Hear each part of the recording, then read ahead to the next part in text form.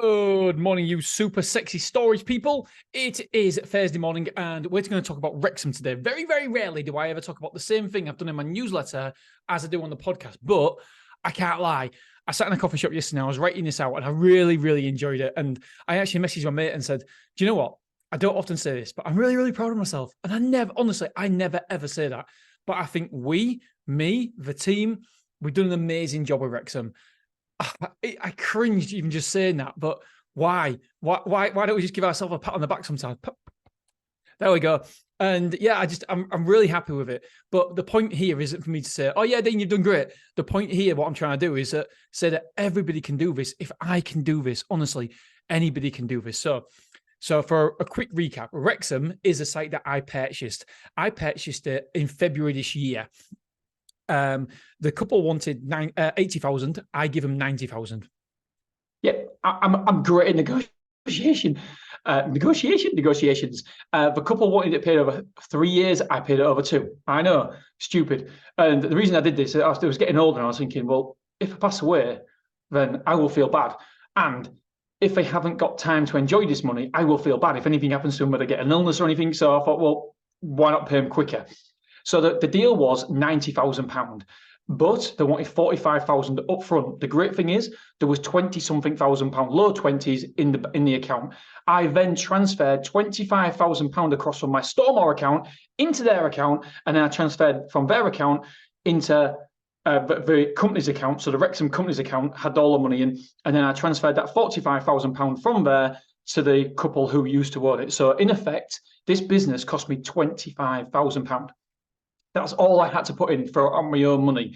The rest of it has been paid for by the business. The actual business is funding the rest because it's making money, and that money is paying itself off, basically.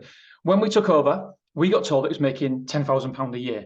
Now, as with anything, yes, it did look like it, but when you get into a business, you realise that it wasn't making that. If I'm honest, it was just about breaking even. That it was taking supposedly £108,000 a year. That's what it was taking. However, that included loads of bad debtors. So people who were never, ever paying, and they was never going to pay. And so although it looked on the figures like they was taking £108,000, there wasn't really, because they never paid. And so once we got rid of all them customers who wasn't paying, them bad debtors, because ultimately all we're doing is chasing, and getting nowhere, to costing us time, money, square footage, we just had to get rid of them.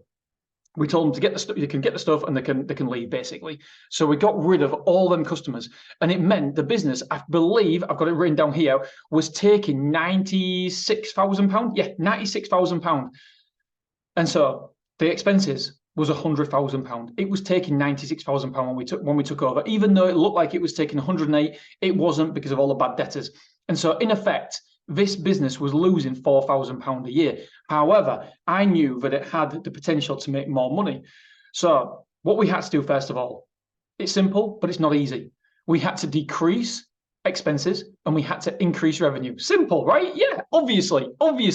It's fundamentals of business. So what did we do first of all? Well, the couple didn't want to work there anymore. They was getting paid £20,000 a year.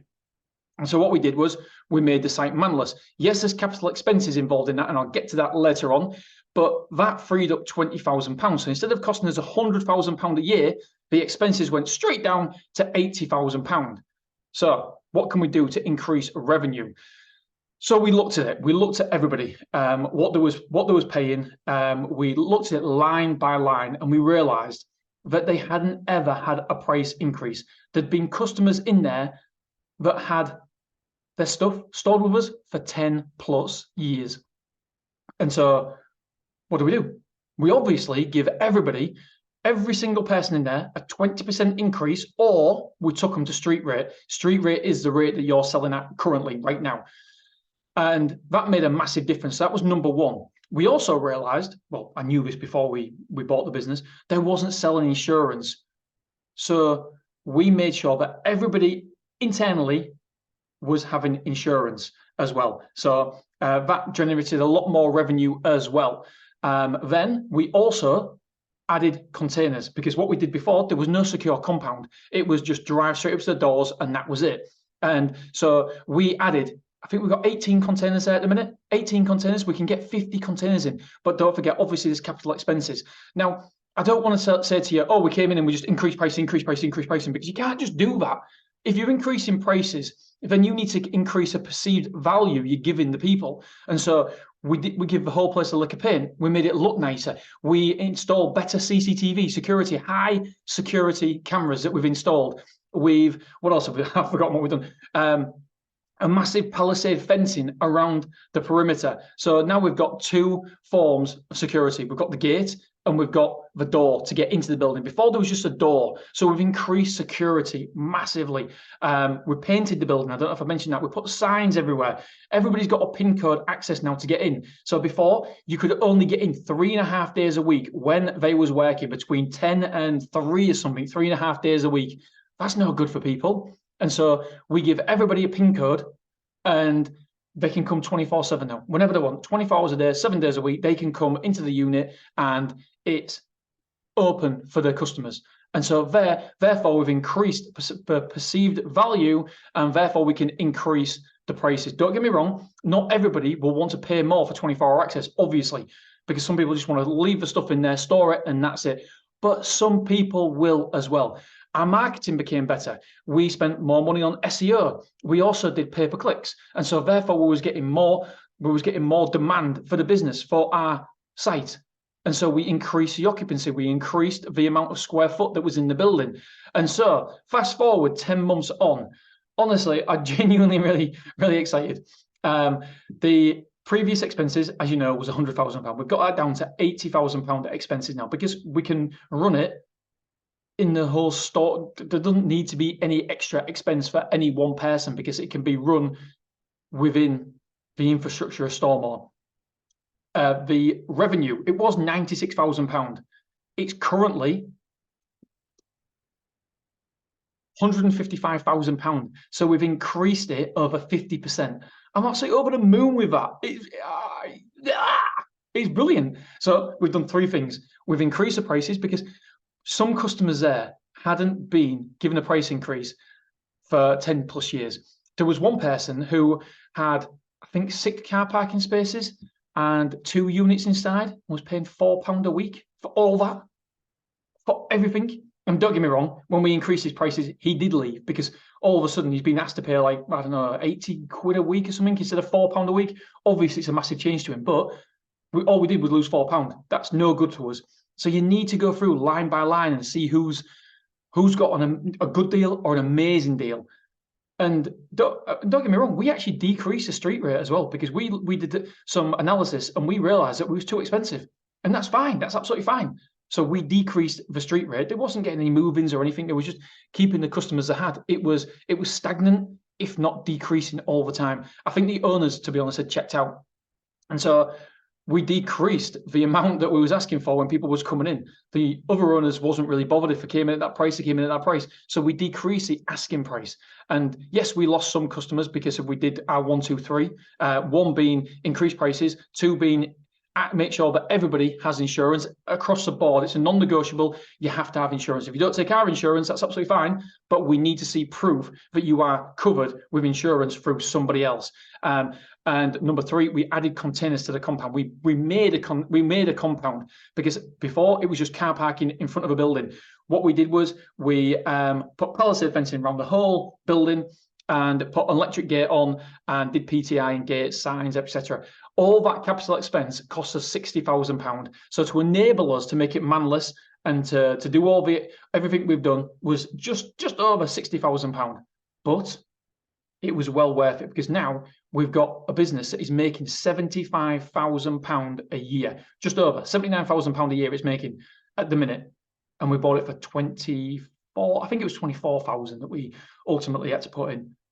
So incredible. We've got our money back already for what we put into this business. So it doesn't owe us anything. But get this, the revenue is increasing month by month by month all the time. It's increasing. Why? Because we're doing revenue management and we're increasing the amount of containers we're getting. So we're constantly increasing prices with our revenue management. And it's just improving every single month. It's just what happens. You put it through the machine, the revenue management machine, and increase the amount of containers, and you will continue to make to make more profit and increase the revenue. So where do I think it'll be? This time next year, from my predictions, I reckon we'll be netting £150,000 a year. So we've still got somewhere to go to get to that. But stabilization, I think this will make just over £200,000 a year. And that means it could be worth, 4 times multiple? If we sell it 4 times multiple, it could be worth £800,000. If it's 3 times multiple, it's 600. If it's 5 times multiple, it's £1 million. And so it's a really, really nice site. And I just put here, in writing this out, I'm actually really proud of myself. I think the team and I have done a great job in turning this facility around, because honestly, it was dying its death. It was being suffocated slowly, but very, very, very, very surely. It was getting suffocated, and there was only one way that this site was going to go. If we take over it, I don't think it'd be here in 2 years' time. But it's simple procedures that we put in place. It's nothing groundbreaking that we've done. We've changed a few things. We've upmarketed it. We've made it better. We've made sure security's there. We've made sure the access is better. We've made a better product for the customer. And we've also increased the people's prices who haven't been increased in 10 plus years. And we haven't lost that many customers either by doing that. And the feedback from customers has been amazing. People love the access. They do not have to be in the site at 10 o'clock on didn't even open on I think it was a Thursday. Saturday was half a day. Sunday was closed. And so it's made a massive difference for the customers. The customers love it. We've been enjoying it. So ultimately, it's a massive, massive success. So my point being is that if I can do it, you can do it. You can certainly do it. Because honestly, I think if anybody worked with me, you would realize that we've all got shortcomings. We've all got things that we aren't great at. I've got things that I'm brilliant at, but I've also got things that I'm absolutely shoddy at. And anybody who works with me or with me will know, will absolutely guarantee will say that as well. There's certain things that I'm just no good at. And so if I can do it, then you guys can do it. And the opportunities are out there. There's self-storage is an amazing, amazing industry, and it's a gift that keeps on giving. And I absolutely love it. And I'm just, really, really 10 months on, I couldn't be happier with the way Wrexham's gone. It's been really, really a positive outcome, really positive. And this time next year, hopefully we'll have more acquisitions under our belt, because that's what we want to do now. I've got some letters going out there in January. So if you want to sell your facility, and you know me, I'm really good at negotiations. No, it's not that. I want to be fair. I thought that they was undervaluing their facility, even though it was making nothing. But I wanted to be fair. And I never, ever want someone to think, oh, God, Dean got the better of me here, or whatever, because it's not like that. It's got to be good for you, and it's got to be good for me. And therefore, we then come together. And so it's not like, I just really, really believe in being fair and a fair valuation. So if you want to sell your self-storage facility, I would love to buy it. We have the funds to buy self-storage facilities next year. We've got some backers for the facilities to purchase. So if you want to sell your facility, get in touch, deanbooty@icloud.com. Let me know. And if it comes to nothing, it comes to nothing. But it might not do. It might do. It might work out for both of us. All right, my friends, that is it. I will speak to you tomorrow. I'm going to the Manchester markets today with the wife and her cousin.